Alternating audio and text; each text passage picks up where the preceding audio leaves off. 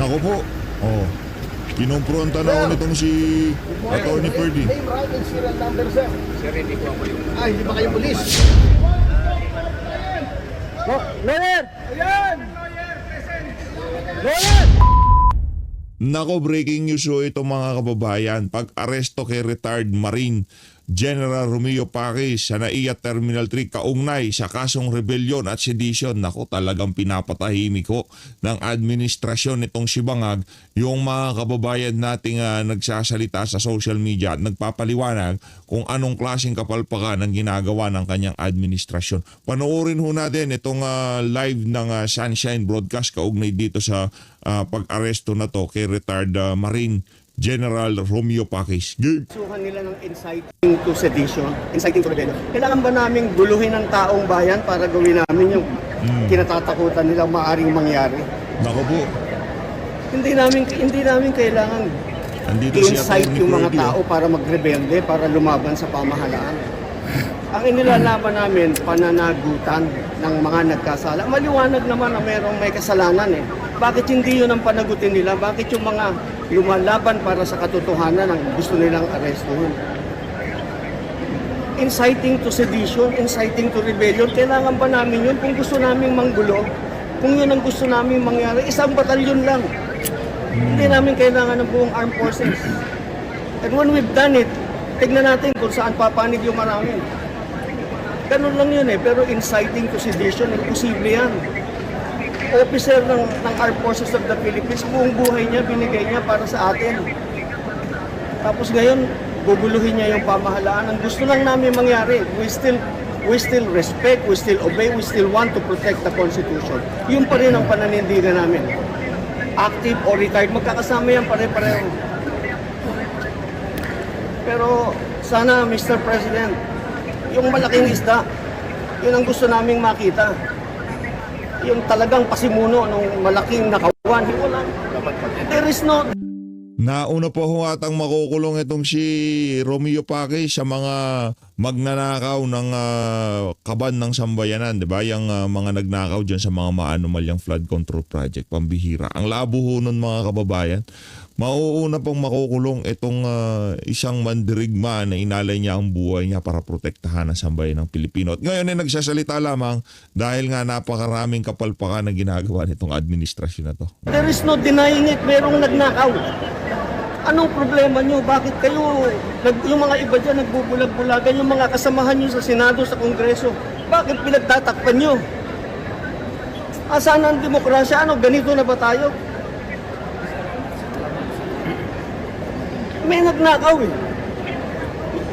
Merong hindi tumupad sa kanilang sinumpaan ng duty sa bayan, para sa taong bayan, para sa bayan. Oh, ay bakit hindi yun ang habulin? Bakit yung mga lumalaban para sa katarungan, para sa mga walang boses na namatayan dahil sa baha? Hindi yun makakibo, tahimik, inilalaban namin para magkaroon sila ng hustisya. Ang liliit na isda nung hinuhuli nyo eh. Gusto namin yung Blue Martin. Blue Martin. O, di ba? Blue Martin. Ano tawag? Blue Marlin. Blue Martin. Malaki pala Blue Martin. Blue Martin, di ba?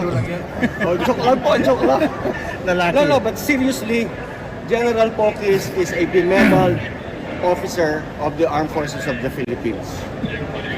Bago kami manggulo sa tao, ibang klaseng panggulo gagawin namin kung gusto namin manggulo. Pero hindi ganun. Totoo yan. So maraming salamat po. Tulungan nyo na lamang po kami sa aming paghahanap ng katarungan para managot. Ayan o, si Atty. Ferdy siguro apugado nitong si General Paquis, itong si Atty. Ang Ferdy. tunay na mananagot. Nung araw ang ingay-ingay ninyo sa pananagutan eh. Eto na ngayon, pananagutan. Bakit tahimik kayo? Yes! Di ba? Laban tayo! Salamat po, maraming salamat. Laban tayo! Nandito na! Nandito na ang laban. Sir, your name Okay. for the pangalan lang po. Attorney General Atty. Garcia. General Atty. General and same time attorney. General Virgilio Garcia. Jago. Saan yung auto mo? Standby mo. Kasal ko Nicolas Kelly. Virgilio ba? Virgilio. Virgilio Garcia. Jago ng Armed Forces. Garcia. Ano siya? Ex? Brigadier General. Ito aming idol. Hindi, ikaw yun. Sornid. General, hindi pwede, alam mo kung bakit? General, corporal lang ako sa araw-araw. Siyempre. Ako nga pa. Corporal ako, corporal at general eh. Ay, oo. Pero pag ang fitness ko kasama mo, nangungugan ako. Corporal lang ako, corporal. Para ko si Hitler, corporal. Oo. Pero baka attorney na ako kasi ang lawyer kagad kapitan eh. Hindi, arot nung arot easy. Arot easy yan eh, na-upgrade yan eh. Kaya na-apply. Hindi pa naman ako na-service eh. Hindi na-service ako kasi nag-arot easy ako. Automatic ka. Pero corporal lang ang rank ko. Para apply tayo para kapsin. Kasi hindi naman ako nag-COCC. Hindi naman ako nag-COCC. Pwede ka makinutan ka sa Alive ka na ba? Alive na to. Ano yun? Sir, ito muna ako sila natin. Pag-lieutenant colonel lang ako sa bagong patalan. Bakit ba? Siya ang commander-in-chief eh. Siya ang commander-in-chief si Marcos. Pinapalitan na.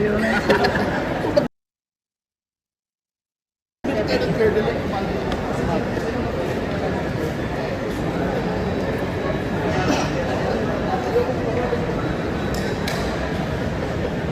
si Marcos.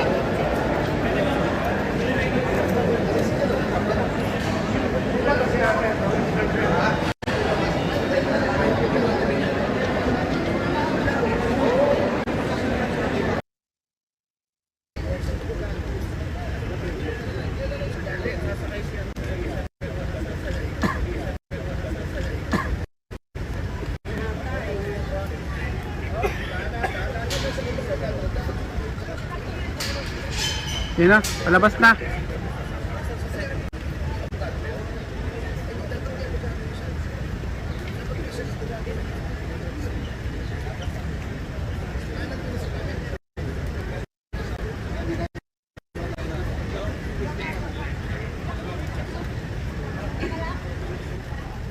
naman kami papasok eh. Ito lang naman kami. Okay naman si ma'am.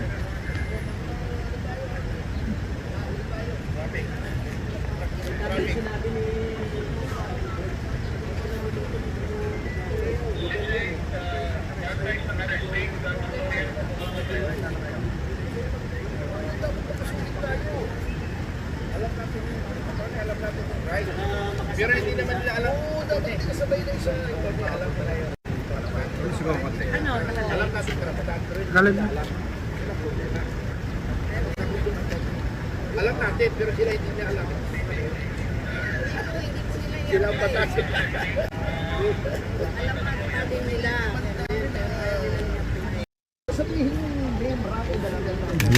Yan ako. Nako. Tinatanong ko si yung senior officer, may tinatago ba dito? Baka nasa loob daw. O, ito ba? Nasubukan ko ha. Boss, name, rank, and serial number. Name, rank, and serial number, boss. Nako po. Oh. Kinumpronta na ako nitong si Atty. Ferdy. Name, rank, and serial number, sir. Sir, hindi ko ako yung... hindi ba kayo pulis? Hindi, kahit na po, kahit na. Kahit na po, name, rank, and serial number po, sir.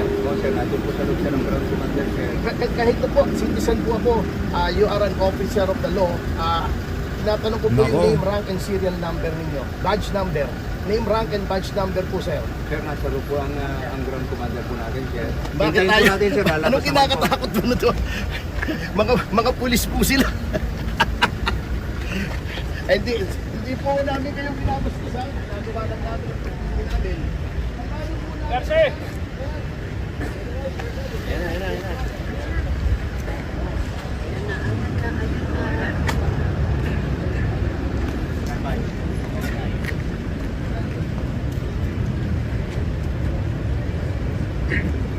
Grabe ho yan mga kababayan. Pwede ba ako dito? Oo. Teka.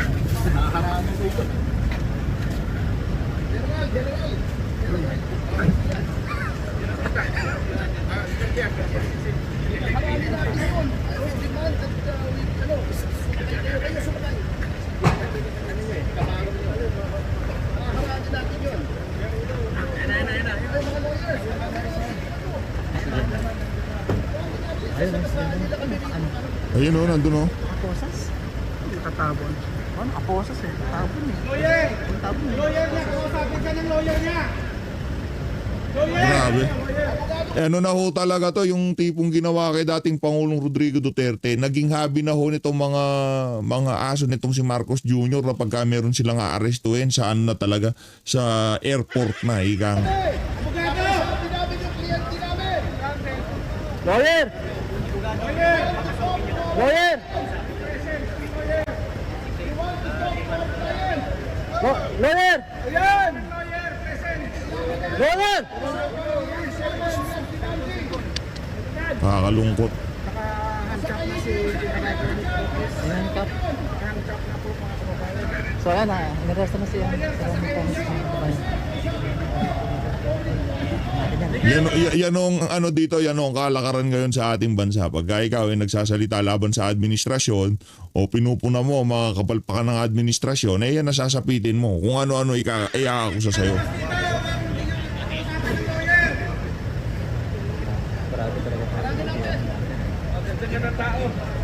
Yung mga pulis oh.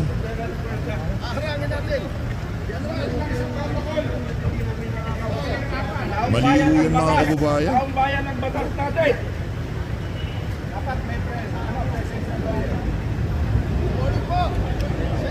Yung lawyer, papasukin! Ay, gusto po namin makausap yung, ano po, yung, Hindi yata siya kuha. kaya gusto namin makausap yung commander ng arresting officer. Arresting yung arresting! Okay, arresting team. Gusto namin makausap yung senior commander. Yung pinaka-taas. Ating leader dyan. Sino Ating leader. Hindi pwedeng isasakay na wala naman ang Papasukin kayo dyan! Pag walang lawyer yan!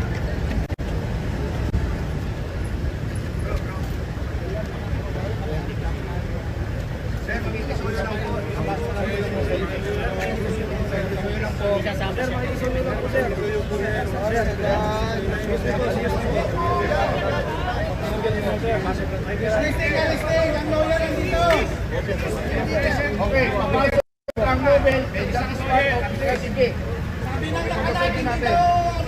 Pwede ako na ito! O, papasokin na muna ang ambulansya. Nakalay!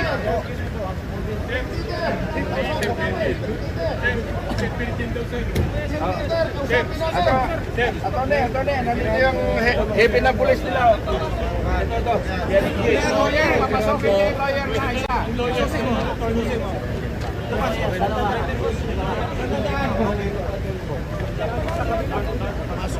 Pumasok dito.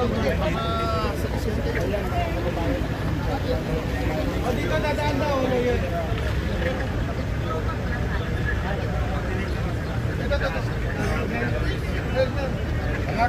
Mga kapatid, pakinggan niyo yung aming kahilingan.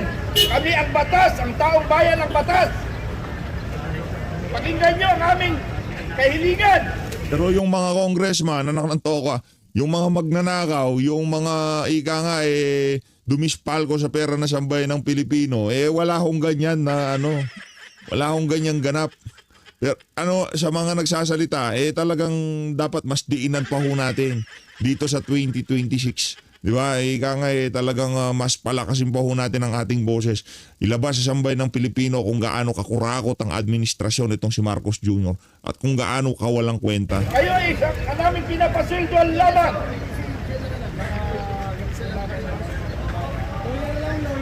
Huwag tayong susunod sa illegal na order.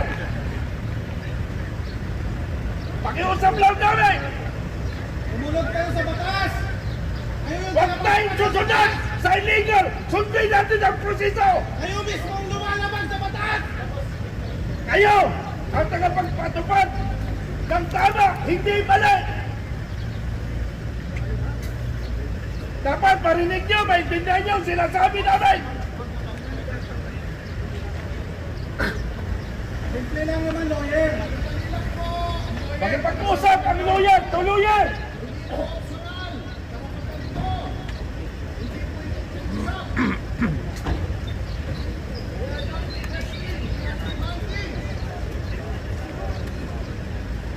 Lawyer lang naman. Lawyer lang naman, kailangan kasi kausapin ng lawyer para walang gulo. Mga siraulo itong mga to eh. Yung mga ang klase talaga. Ayan, natis, Misha, nakita nyo. Narinig niya lang, taong bayan! Narinig niyo, taong bayan! Hindi na umira ng batas! Yung lawyer, ayaw patuloyin. Ito ang tinatawag batas militar, silently! Hindi Wala na eh. susunod!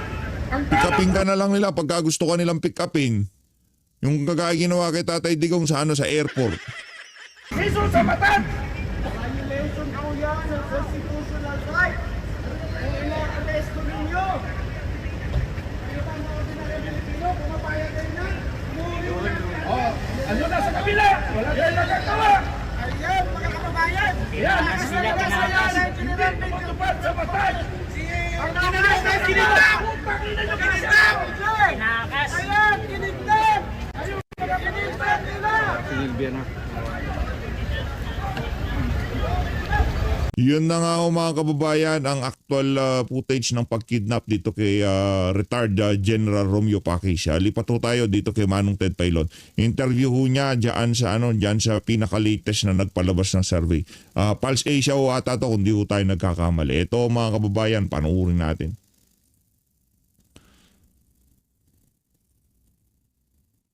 Kuya DJ Chacha, sana nga Okay. happy. Opo, mabuhay po. Okay, go ahead, Cha. Oo, good morning po, Ninong Ronald. Happy New Year. Salamat po sa pagpayag sa panayam ngayong umaga. Dito nga po sa pinakabagong Pulse Asia Survey, nakita po natin yung pagbaba ng trust ratings ng Pangulong Marcos Jr. habang nananatili naman pong mataas itong ratings ng ating vice-presidente. Kayo po mismo kasama ang nagsagawa nitong survey na ito. So gusto naming maintindihan ito pong naging resulta ng pinakabagong survey ng Pulse Asia. Paano po ba natin ipapaliwanag kung bakit naging ganito yung ratings ng Pangulong Marcos Jr. kumpara dun sa huling survey na ginawa po ng Pulse Asia? Significant po ba yung naging pagbaba ng ratings ng Pangulo?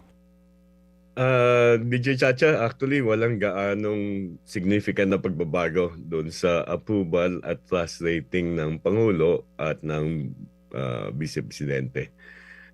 Pag tinignan natin yung approval rating ng Pangulo sa 34% ay halos kapareho lang ng 33% noong September. Ito within the margin of error from survey to survey.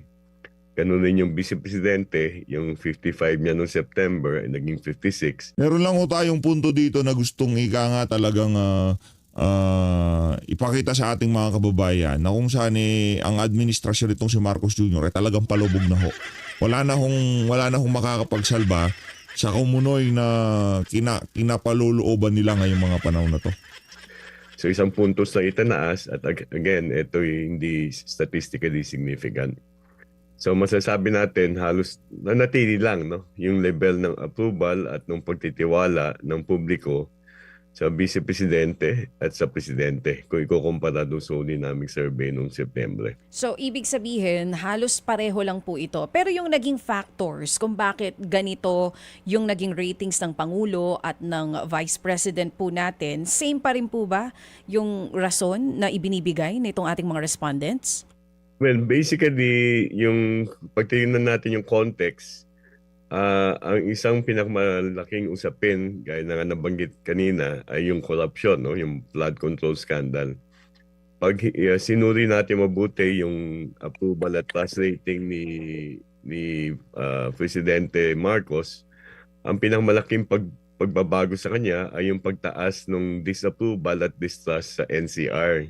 O National Capital Region, kung saan ay maaaring masabi natin may kinalaman dito nga yung flood control scandal dahil dito sa region na ito nagkaroon ng ilang mga malalaking protesta nitong nakaraang 3 buwan. Pero sa ibang lugar ay nanatili lang. Ang Vice Presidente mo, tumaas ang kanyang approval at trust sa Visayas, no? So yun ang pagkakaiba. Yung kay VP Sara po ba, Sir Ronald, may kaunting pagbaba rin ba tayong nakita dito sa bagong survey? Kahit pa mas mataas pa rin kay Pangulong Marcos yung trust at approval ratings niya. Wala rin DJ Chacha eh. Nanatili lang doon sa level na nakita natin nung nakaraang survey. Walang 55% nag-approve at 54% nagtitiwala sa kanya. Walang gaanong pagbabago siguro dahil wala namang gaanong nangyayari o nagaganap sa bahagi ng Vice Presidente. Kung titignan po natin yung trust and even yung approval ratings ng Pangulong Marcos Jr. and compare po natin yun kay VP Sara, makikita natin na kahit parehong may pagbaba, mas mataas pa rin yung ratings si Vice President Sara Duterte compared dito kay Pangulong Marcos Jr. Tama po ba ito? Pagkakaintindi namin, Sir Ronald? Tama yan at yan ang madalas natin nakikita sa mga nakaraang mga administrasyon na yung Vice Presidente ay mas mataas ang kanyang approval o trust rating kung kukumpara sa Presidente. So hindi to kakaiba sa mga nakaraang Hindi daw administrasyon. kakaiba. Maliban na lang siguro nung administrasyon ni dating Pangulong Duterte kung saan dahil madalas niyang punahin ang kanyang Naku po. Vice Presidente. Bagamat mayorya rin yung approval at trust ni BP Leni noon, ay mas mababa ang kanyang approval at trust kaysa sa Presidente Duterte. So hindi na po ito bago even in the past. Hindi, ano ho yan mga kababayan, yung pagbaba ng approval at trust rating nitong si Leni Robredo noong mga panahon na yun, ang dahilan kasi lutang siya. Yun lang yun. Wala siyang impeachment, wala siyang TWADCOM, wala siyang kaliwat kanan na paninirang ginagawa ng House of Rep. Walang ganun sa kanya. Kay VP Sara, sa lagay na yan na napakataas ng approval at trust rating niya. Merong impeachment, merong TWADCOM, merong kung ano-anong Confi-Fan, Mary Grace Piat, napakarami. Wala hong ganyan si Leni Robredo. And yet, yung kay VP Sara nanatili pa ring mataas ang kanyang approval at trust rating. Pero yung kay Leni Robredo, nako, ano pa lang huwata, di pa isang taon talagang nung umalis siya sa gabinete, anong tinanggal siya sa gabinete kasi nagka-cabinet meeting nga naman sila paglabas niya kung ano-ano pinagdadaldal niya sa mga makakaliwa, sa mga pinklawan, dilawan, di ba? Kaya tinanggal siya ni dating Pangulong Rodrigo Duterte. Pero wala ho siyang impeachment. Wala ho siyang mga paninirang ginawa kay VP Sara na ginawa kay Leni Robredo noong mga panahon na yun. Past administrations, ganito rin po talaga yung trend na parang mas mataas lagi ang trust at approval ng Vice President compared sa Presidente. Oo, kasi nga ang Presidente ang madalas na pananagutin ika nga the buck stops at the level of the President. Yung Vice Presidente, lalong-lalo na kung walang portfolio position yan, walang position sa kabinete, hindi mo malaman kung anong pagbabatayan ng iyong approval, kadalasan popularidad na lang ng Vice Presidente. Pag nagkaroon ng isang usapin o skandalo tungkol sa Vice Presidente, maaaring ito yung magka-apekto sa kanyang approval at trust. At yun nakita natin noong panahon na may Quadcom hearings, doon bumababa yung approval at trust ni Vice Presidente Sara Duterte. Pero netong mga nakaraang buwan, walang anumang investigasyon na nagaganap tungkol sa di umano'y mga anomalya na may kinalaman ng Vice Presidente. Pero ang kapansin-pansin, hindi lang sa Pulse Asia, maging sa ibang survey firms, ang malinaw na paglaban sa inflation po, next ang corruption, ang top concerns ng mga Pilipino. So, tama po ba yung pag-aanalisa ng iba nating mga eksperto dito na nawalan ng momentum ang Pangulong Marcos Jr. sa paglaban po sa korupsyon and even sa inflation kung bakit ganito yung naging ratings po niya? Well, maaaring masabi natin bahagi yun, no? Kasi pag tinignan natin yung assessment ng administrasyon ng Pangulong Marcos sa pagtugon sa paglaban sa korupsyon, 7 sa 10 Pilipino halos ang hindi aprobado, no? Sa sinasagawang hakbang ng administrasyon sa paglaban. Yun ang problema pagka hindi kumagat kumagat yung kanyang banat na mahiya naman kayo, di ba? Pagka yun hindi kumagat, yan ho talagang kahahantungan yan. Kaya yung script ng Malacanang na maya't maya sinasabi nila, oy si Marcos Jr. naman na nagbulgar niyan, si ganito naman na nagano niyan, di ba? Kung wala kung wala itong si Marcos Jr., di naman mabubuli. Hindi totoo yan mga kababayan. Hindi ko yan pinapaniwalaan ng ating mga kababayan base sa latest sa survey na lumabas. Kaya sa tingin natin, meron ho ngayon sinasabol dyan sa PCO. No? Meron ho talagang mayayari dyan, di ba? Sa kabila ng pag-i-SS nila na si Marcos Jr. ang superhero sa lahat ng kaganapan na to, hindi ho sila pinapaniwalaan ng ating mga kababayan. Kaya yung ginagawa ni Auntie Claire na yun, pagpatuloy niya lang yan. Sa mga susunod na press ko nitong si Auntie Claire, hindi na ho natin siya sasagutin. Palakpakan na lang bawat sasabihin niya, papalakpakan ho natin siya. Bansa katiwalian at korupsyon. So paano natin sabihin na bahagi ng disapproval at distrust sa presidente ay yung kabagalan nung pagtugon doon sa mga issue ng corruption, particular na sa flood control projects. Kasama din po ba dito sa itinatanong natin, dito sa mga respondents natin, kung ano bang mahalaga dito sa publiko? Is it yung, kasi may current investigation naman na sinasabi ng administration na dahil may investigasyon, ibig sabihin nilalabanan nila ang korupsyon. Ang hinihingi ba ng publiko is yung resulta ng investigasyon, not just the investigation itself? Lumalabas po ba ito sa mga pag-aaral ninyo?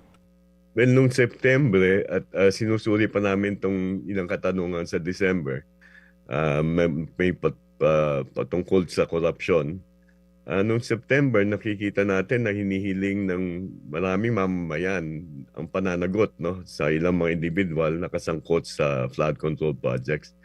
So tama ka, DJ Chacha, maaaring ang hinihintay ng mga mamamayan ay ilang resulta na nanggaling na mismo, kasi bago ginawa yung survey, meron ng pahayag ang Pangulo na maaaring may makukulong bago sa kalagitnaan ng Desyembre. Pero lumipas yung kalagitnaan ng Desyembre at doon nga namin sinagawa rin yung survey between December 12 to 15, ay walang gaanong kagalawan. Para sa akin yung statement niya na may makukulong at walang nakulong, yun ang isa sa mga pinanghawakan ng ating mga kababayan. Dahil mababa ang kanyang trust rating, sa tingin ho natin maliit na factor lang yon. Ang malaking factor talaga yung kadaldalan ni Auntie Claire. Yung mayat maya puro Duterte siya. Puro kapalpakan na ng administrasyon pinag-uusapan, Duterte pa rin ang binibida niya. Yun ho naburyong ang ating mga kababayan sa mga kalokohan nitong si Auntie Claire. At nung panahon na yon ay wala pang, meron nang na-akusahan, meron nang na-charge si Saldico, pero wala pang na-arresto nung panahon na ginawa yung survey. So maaaring masabi natin na may kakulangan doon sa outcome o resulta ng mga hakbang ng pamahalaan para habulin yung mga sangkot sa flood control projects. Oo, na gusto nila managot talaga, hindi lang basta investigasyon ang mangyari po dito. So hindi nakatulong yung napakahabang investigasyon tapos sa dulo, ito lang yung mga nakikita ng tao na ito lang ang mga nakakulong. Parang ganun po yung nangyari, Sir Ronald. Matatandaan na rin natin, DJ Chacha, noong September yung survey namin, sa mga ahensya na nag-iimbestiga, hindi mayorya ang nagtitiwala doon sa kakayanan ng mga ahensya. Kasama rin dyan yung Independent Commission, bagamat kakabubuo lamang noon, noong Agosto. Pero sa mga nangyari na itong nakaraang buwan, kung saan may isang nagbitiw at pangalawang nagbitiw sa ICI, maaari na natin sabihin na lalo mababa yung kumpiyansa ng tao sa investigasyon ng mga ahensya na ito, na talagang pananagutin ang mga sangkot sa mga anomalya tungkol sa flood control at iba pang infrastructure projects. Oo. Sir Ronald, itong Pulse Asia survey na sinasabi ninyo last September ginawa, hindi naman ganun ka-significant, halos pareho lang dun sa huling survey. Pero pagdating dun sa regional differences sa ratings, same din po ba ito last September? Kung saan mataas ang Pangulo, ganun pa rin siya ngayong December? At kung saan mataas din si VP Sara, ganun pa rin po sa ngayon? Well, kay VP Sara ganun pa rin. Sa Mindanao ay mataas pa rin siya. Pero yung kay Bongbong Marcos, makikita natin yung talagang mayorya na ang hindi aprobado at hindi nagtitiwala sa kanya sa National Capital Region. Kasi dati-dati ay hati, no? Mas marami ang aprobado sa NCR kumpara sa disapproving sa presidente noong September.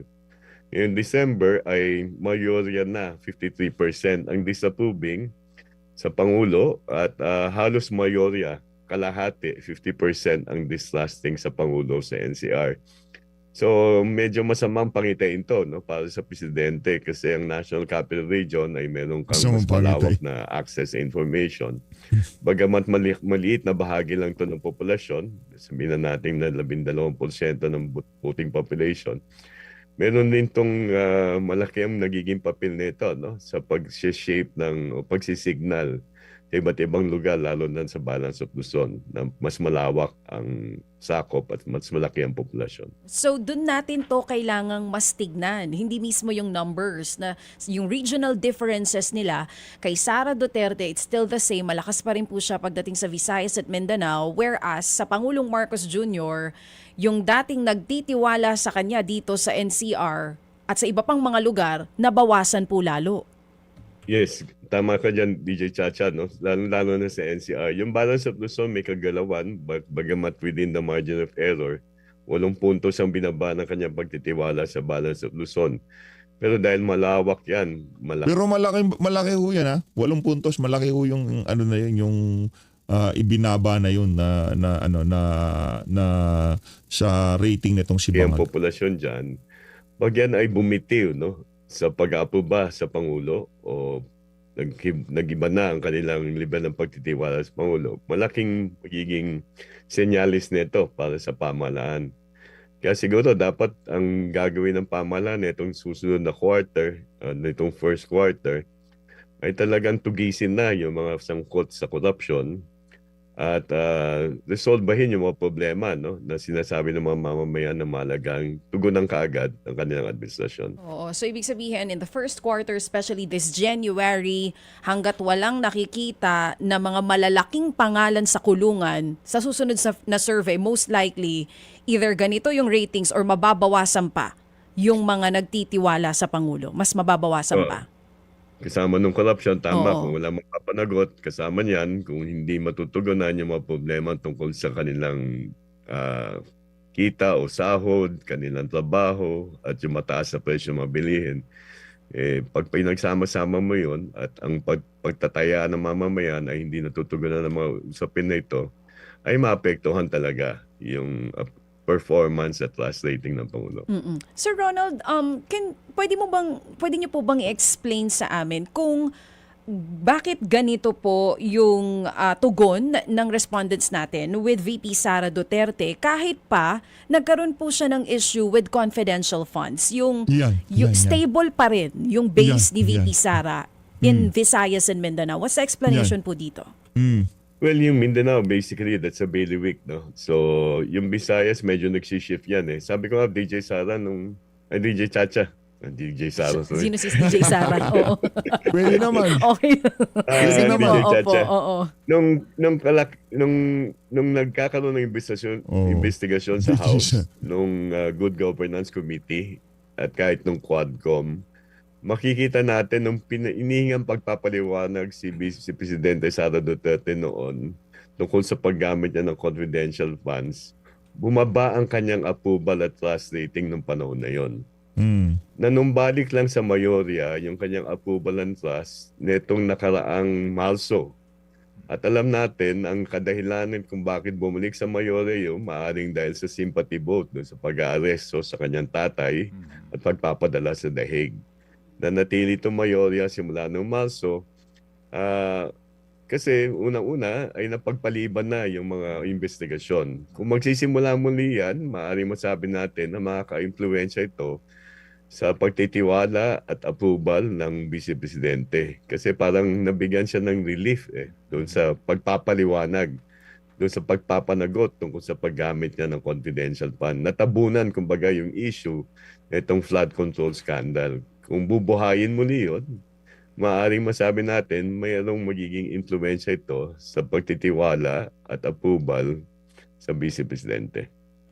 May danger ba doon, Professor, dito sa kung bubuhayin ang impeachment complaint laban sa kanya at magkakaroon na naman ng diskusyon tungkol kay VP Sara sa usapin po ng yung management ng narrative dito? May backfire possibility ho ba ito kung sakali na sa halip na bumaba siya, lalo pang tumaas kasi nga sa usapin po ng alam nyo na, yung pag-ipit sa kanya sa kadahilanan lamang ng politika? Well, tama ka dyan, Ted, no? Maaaring magkaroon ng negatibong epekto ito, no? Doon sa mga nagtutulak ng impeachment. Pero depende na yan doon sa, sabi mo, yung management ng naratibo, no? Yung pangangasiwa na naratibo. Kasi kung tatandaan natin, nung unang impeachment, mga unang impeachment na iniharap kay VP Sara, ito'y galing sa mga grupong masasabi nating organisado.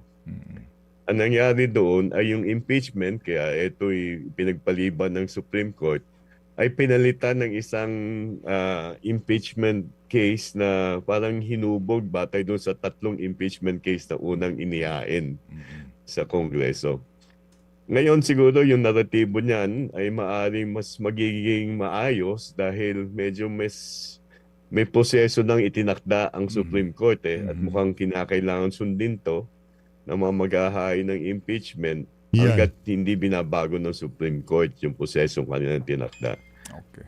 Palagay ko natuto naman yung mga naghain ng impeachment huli na ang pagbabatayan ng kanilang impeachment ay mga ebidensya na magpapatunay na may anomalya o dapat pagpapaliwanag ang Vice Presidente sa paggamit niya ng pondo, hindi lang yung confidential fund, kundi yung mga transaksyon mismo ng dating kagawaran na kanyang pinamumunuan, yung kagawaran ng edukasyon. Opo. Professor, yung pong inflation na pangunahing issue, no, na gusto nga po ng ating mga kababayan na tugunan ng pamahalaan at ito ho ang malaki ding epekto sa kanyang approval ratings po ng Presidente, ang narrative naman ng administrasyon controlled. As a matter of fact nga po, mababa ang ating inflation rate, no?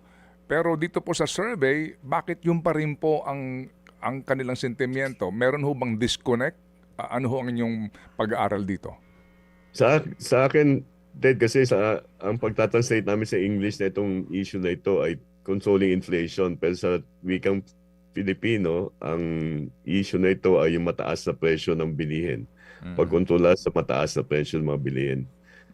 Ang problema natin ay mataas pa rin yung presyo ng mga bilihin. Maaring hindi tumataas yung inflation pero nananatiling mataas ang presyo ng mga bilihin. So, ibig sabihin, usapin dito ay papaano papababain yung presyo ng mga pangunahing bilihin at mga serbisyo. Napakahirap niyan, no? Lalo-lalo na sa isang ekonomiya na hindi gaano lumalago, no?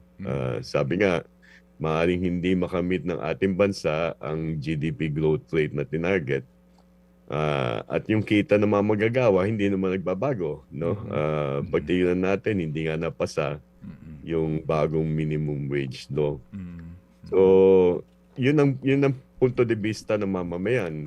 Kung ang presyo ng mga bilihin ay mataas, bagamat nag-ease yung inflation at nananatili mataas ang presyo ng mga bilihin, ito pa rin yung kanilang pangunahing usapin. Opo.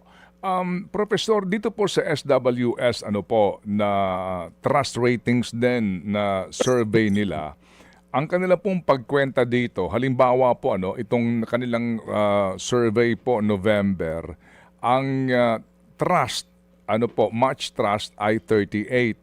And then yung pong undecided ay 20 at little trust 41. So ang kanila pong net ay -3.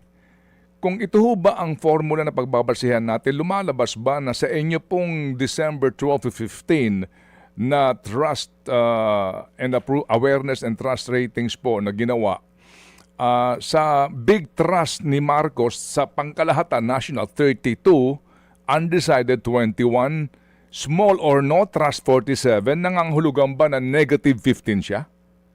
Well, kung gagamitin mo yung pag-net, no? Tama ka dyan, Ted, no? Ang ano lang namin, sa amin, ay hindi kami nag-net ng trust at distrust. Kasi hindi mo pwedeng pagpaliban yung undecided o yung ambivalent. Isa sa 5 Pilipino pa rin ang nagsasabing hindi na masabi kung sino yung nagtitiwala o hindi nagtitiwala. Pero tama, kung inenet mo, so basically, susubtract mo yung 47 minus 32, so negative 15.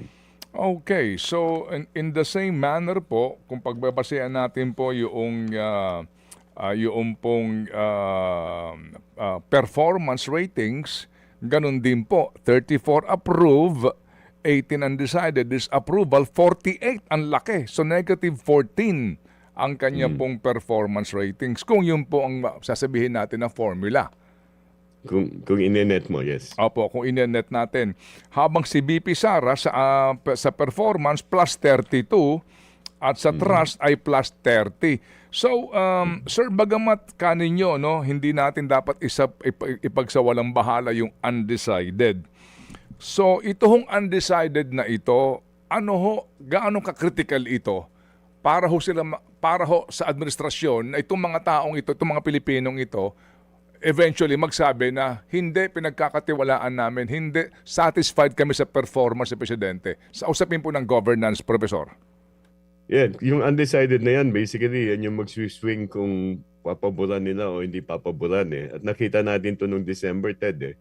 So kung kukumpara natin, for example, nung September, yung undecided sa NCR ay isa sa 3 na nanirahan sa National Capital Region. At yung karamihan na itong undecided sa NCR ay lumipat sa hindi pagtitiwala na itong Disyembre.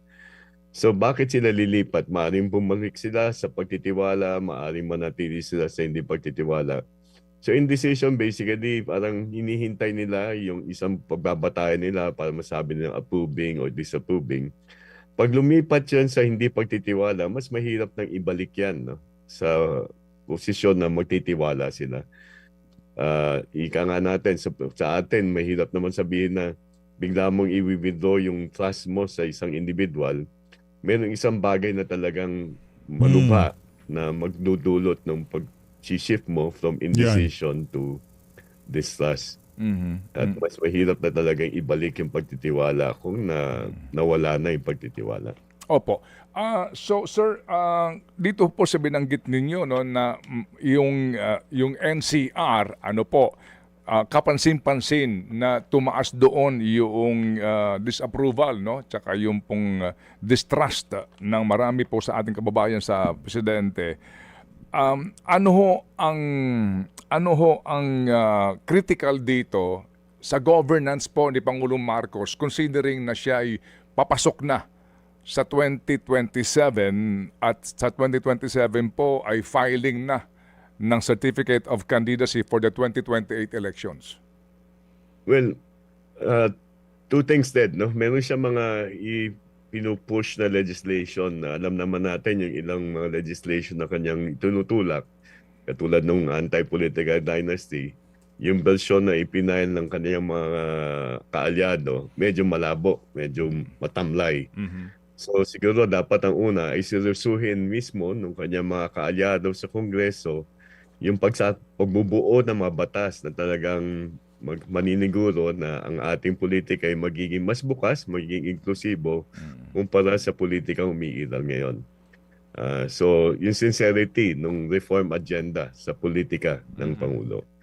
Pangalawa ay yung pagpapalago ng ekonomiya. Medyo nagiging laggard na ang ekonomiya, sluggish ang economy. Yung growth rate ng third quarter ay less than what was projected. Paano mapapalago ang ekonomiya? Well, ang isang maaring malaking bagay dyan ay yung paggastos mismo ng pampublikong sektor o ng gobyerno. Pero alam natin na medyo matamlay yan itong huling mga 2 quarter. Hindi nating maaring ito yung magiging mabubuhay muli nitong first quarter kasi habang tumataas ang gastusin ng pamahalaan ay nakaka-contribute to sa, let's say, income and eventually consumption ng mga mamamayan. Maaring ito yung makapagdulot ng mas malaking kita at kung mas malaki ang kita o sweldo ng mamamayan ay bagamat mataas pa rin yung presyo ng mabilihin, ay mas mapangaabot nila, makakaya nilang bilhin yung mga pangunahin nilang pangailangan. Yung So, go ahead, sir. political and then economic. Political and economic. Yung pong sinasabi ng iba na make or break itong first 2 quarters ng taon para po sa panunungkulan ng Pangulong Marcos, no? Sa kanyang political hold, and then yung nga pong binabanggit din na economic recovery. Ano po ang inyong take doon? Ito ho, totoo mo ba yun na ito ho yung critical ngayon sa taong ito? Well, definitely, itong taon na ito, talagang, kasi pwede na natin yung political capital ng presidente, napakababa na. By this measure alone, yung approval at trust, pwede mo sabihin na yung presidente parang lame duck. Pero pwede pa niyang gawan ng paraan yung pagiging lame duck. Kasi presidente, Yun ng paraan. Ito naman si Sir, binibigyan pa ng pulso itong administrasyon ni Marcos Jr. Baka ano nga naman, survey firm nga naman pala siya, di ba? Kaya ano yan magagawa naman ng paraan niya, di ba Sir? So always, maraming salamat to sa pag-support sa PH Update. Mag-ingat po kay lahat ng Pilipinas.